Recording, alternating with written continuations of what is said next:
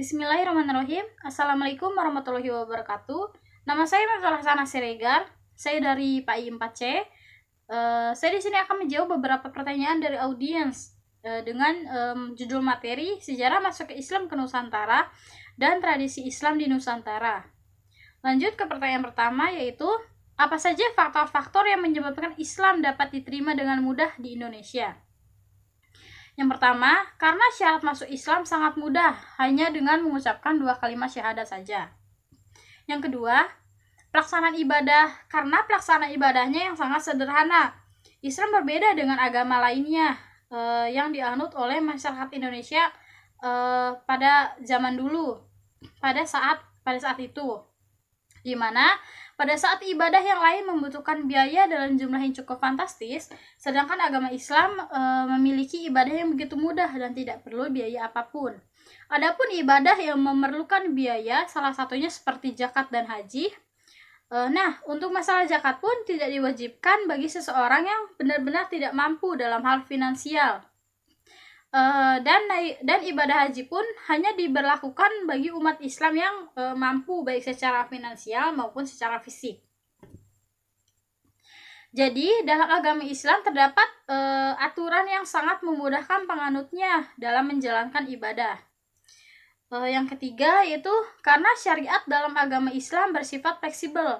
Salah satu contoh dari fleksibilitas syariat Islam terdapat dalam hal cara peribadatan, di mana ketika sedang sakit umat Islam tidak mampu berdiri untuk melaksanakan ibadah sholat, maka diperbolehkan untuk melakukan sholat dengan duduk. Dan jika masih tidak mampu untuk melaksanakan sholat dengan duduk, maka bisa dilakukan dengan berbaling. Atau dalam berbaling pun masih kesulitan atau bahkan tidak mampu melakukannya, maka diperbolehkan melakukan sholatnya hanya melalui kedipan mata saja. Yang keempat, yaitu karena penyebaran agama Islam ke Indonesia disesuaikan dengan tradisi yang sudah ada di Indonesia. Yang kelima, karena agama Islam tidak mengenal kasta dan menganggap setiap manusia adalah sama. Karena dulu sebelum Islam masuk ke Indonesia, Indonesia merupakan penganut animisme dan dinamisme. Selain itu, terdapat juga 2 agama besar lainnya, yaitu agama Hindu dan agama Buddha. Dalam ajaran Hindu terdapat kasta yang membedakan satu golongan dengan golongan lainnya. Dengan sistem berlakunya kasta tersebut, masyarakat merasa dibeda-bedakan berdasarkan golongan dan keturunan. Oleh karena itu, banyak masyarakat yang tergolong dalam kasta rendah berbondong-bondong masuk agama Islam untuk mendapatkan persamaan derajat. Yang keenam, karena penyebaran agama Islam dilakukan secara damai dan tidak memerlukan kekerasan maupun pemaksaan. Lanjut ke pertanyaan yang kedua, yaitu sebutkan bentuk-bentuk tradisi Islam dan penyebarannya di Pulau Jawa. Yang pertama, ada tradisi Sakaten. Menurut sejarah, perayaan Sakaten bermula sejak Kerajaan Islam Demak.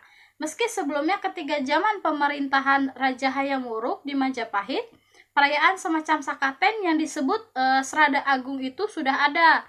Perayaan yang menjadi tradisi Kerajaan Majapahit tersebut berupa persembahan sesaji kepada para dewa, disertai dengan mantra-mantra sekaligus untuk menghormati arwah para leluhur.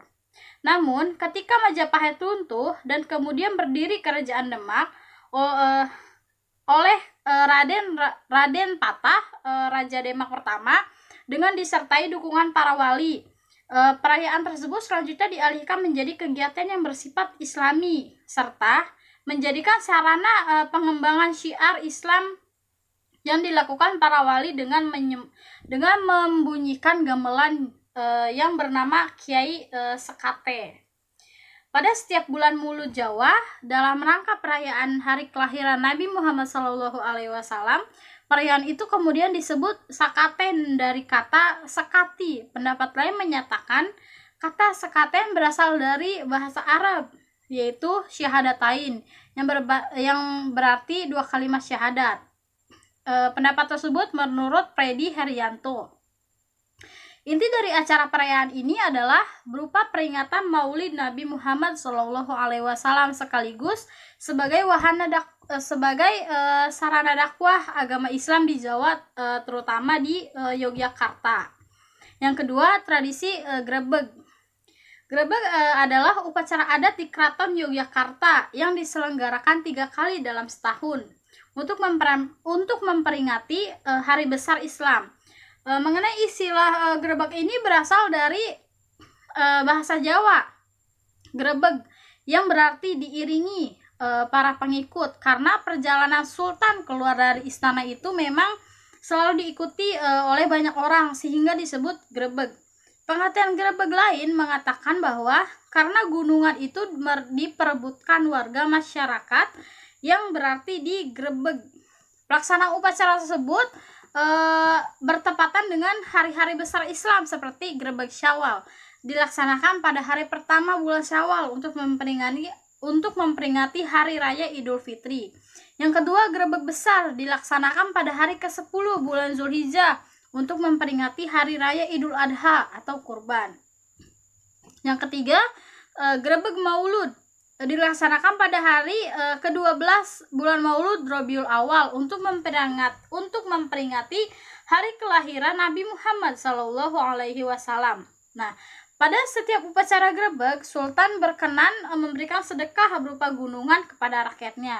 Nah, gunungan tersebut berisi makanan yang dibuat dari ketan, telur ayam, buah-buahan, serta sayur serta yang ketiga yaitu tradisi saparan.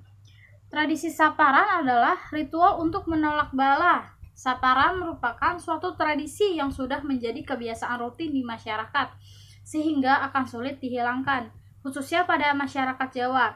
Suatu tradisi dianggap sangat penting karena menurut mereka warisan itu dari nenek moyang.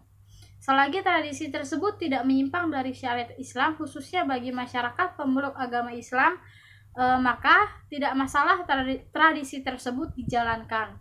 Tradisi tersebut juga mengandung pendidikan yang islaminya. Pelaksanaan tradisi saparan rutin dilaksanakan setiap 1 tahun sekali. Tradisi ini dilakukan pada bulan Sapar di bulan Jawa, yang menurut sejarah tradisi ini untuk mensyukuri desa supaya tetap makmur dan untuk kesejahteraan dan untuk sejahtera dengan cara mengirim doa dan zikir. Nah, itu semua penjelasan di atas tadi merupakan beberapa tradisi yang dapat kita jumpai di daerah Jawa. Sebagai umat Islam, kita harus menghargai tradisi tersebut selama tidak menyimpang dari nilai-nilai ajaran Islam. Kita juga harus merasa bangga dengan adanya tradisi tersebut, karena tradisi tersebut sangat mempengaruhi penyebaran agama Islam di Nusantara, khususnya daerah Jawa, yang disebarluaskan oleh para ulama maupun oleh para wali songo. Lanjut ke pertanyaan yang ketiga, yaitu apakah budaya dan adat Islam Nusantara memang dibawa dari para pedagang atau sudah ada dan sudah lahir sejak dulu? Untuk budayanya memang sudah ada sebelum Islam masuk ke Nusantara.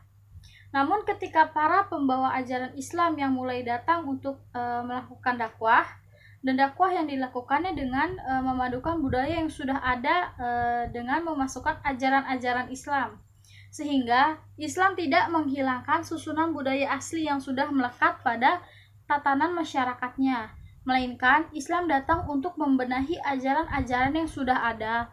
Adapun salah satu budaya masyarakat di Nusantara, khususnya di Jawa, yang berhasil dipadukan dengan ajaran Islam adalah upacara selamatan yang berkaitan dengan orang yang sudah meninggal pada hari ke-3, ke-7, dan hari ke-40, yang di dalamnya sudah terdapat lafal-lafal Allah dan wirid-wirid Islam lainnya. Nah, dengan adanya perpaduan ini, tradisi lama otomatis sudah mendapatkan label Islam. Selain budayanya, ada juga salah satu contoh tradisi masyarakat Nusantara, khususnya di Jawa juga, yang berhasil dipadukan dengan ajaran Islam, yaitu salah satunya tradisi sakaten. Pada tradisi sakaten merupakan perayaan yang sebelumnya merupakan persembahan sesaji kepada para dewa disertai dengan mantra-mantra sekaligus untuk menghormati arwah para leluhur. Namun ketika sudah dipadukan dengan ajaran Islam, perayaan sakaten menjadi peringatan Maulid Nabi Muhammad SAW sekaligus sebagai wahana dakwah ajaran agama Islam. Terima kasih. Sekian dari saya, kurang lebihnya mohon maaf. Wabillahi taufiq wal hidayah. Wassalamualaikum warahmatullahi wabarakatuh.